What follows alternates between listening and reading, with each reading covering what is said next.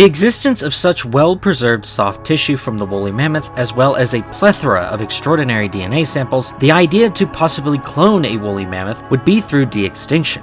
As stated in our 2024 video covering the dodo bird, de-extinction is a type of species revivalism or a resurrection-based biology. The goal for de-extinction is to create an organism using both extant and extinct genetic material to generate an animal similar to a long-extinct species. To birth such an animal, geneticists would utilize a process called selective breeding, which in other words is a form of artificial selection. This process takes either animal or plant breeding to develop particular phenotypic traits. This is commonly done as many domesticated species are born with various desired phenotypic traits. As a result, we now have many different breeds of animals hosting a variety of desired phenotypic traits such as different breeds of dogs, cats, cows, and even pigeons. Combining these two methodologies, the dream to bring back one of the most famous extinct animals slowly becomes possible. So far, there is one company that plans to revive the woolly mammoth, that being Colossal Biosciences, founded by George Church and Ben Lamb. The revival of the woolly mammoth would be one of the most talked about de-extinction projects for the company, aside from the dodo and the Tasmanian tiger. However, before this project fell into the hands of Colossal, its beginnings started with another company founded by husband and wife Stuart Brand and Ryan Phelan called Revive and Restore. From its foundation, the goal for the company was to provide biotech solutions for conservation.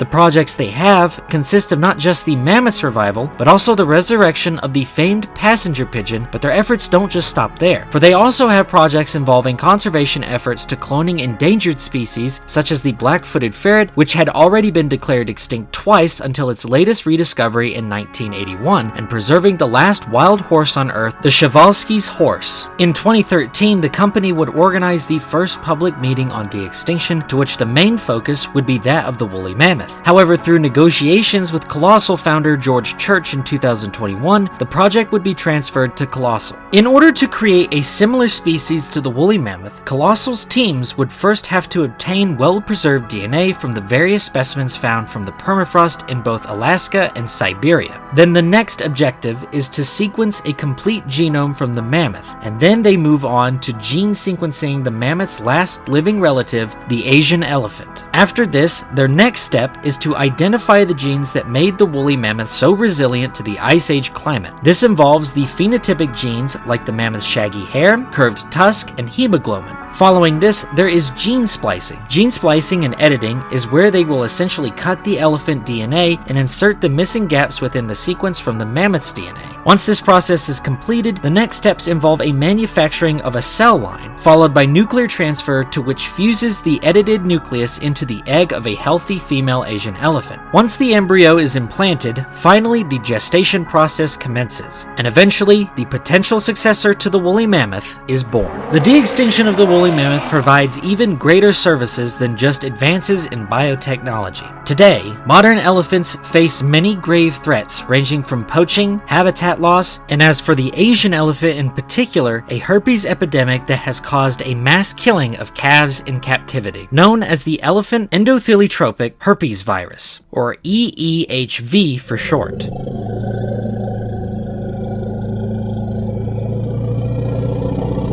Rather than just bringing back an elephant species lost to time, these de-extinction attempts may help bolster the conservation of elephants and other modern-day megafauna. Using vitro, scientists have been attempting to synthesize the virus in hopes of developing a variant of said virus that can be grown in a lab to better help analyze it and develop an effective cure. In 2024, the first ever vaccine was developed for this strain and was injected to an Asian elephant named Tess at the Houston Zoo, along with 2 out of 4 Asian elephants at the Cincinnati Zoo in the fall of the same year.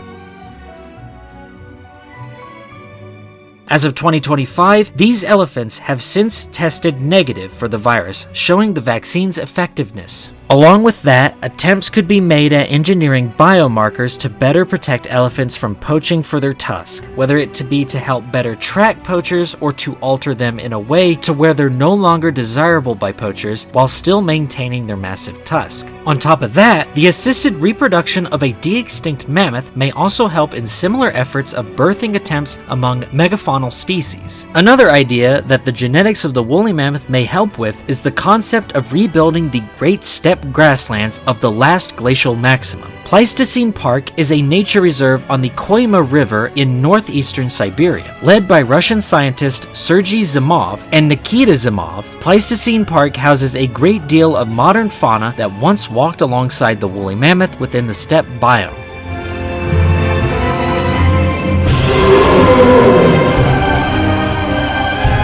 The park is essentially a test to prove the hypothesis on whether or not reintroduction of modern species that once thrived in the mammoth steppe could rebuild the rich grassland ecosystems and perhaps rebuild the climate to where less permafrost will thaw and reduce greenhouse gases. At first, the idea of bringing in a de-extinct animal was only a vague vision and unconsidered for the time at the park. But thanks to the recent developments in bringing an animal with similar cold-withstanding traits as the woolly mammoth, the idea is that just like its modern-day descendants, the woolly mammoth was an ecosystem engineer, to which the hope is that the de-extinct mammoth could do the same thanks to its genetic traits. Zimov has permitted the open offer to place the de-extinct species into Pleistocene Park as a way for the animal's reintroduction.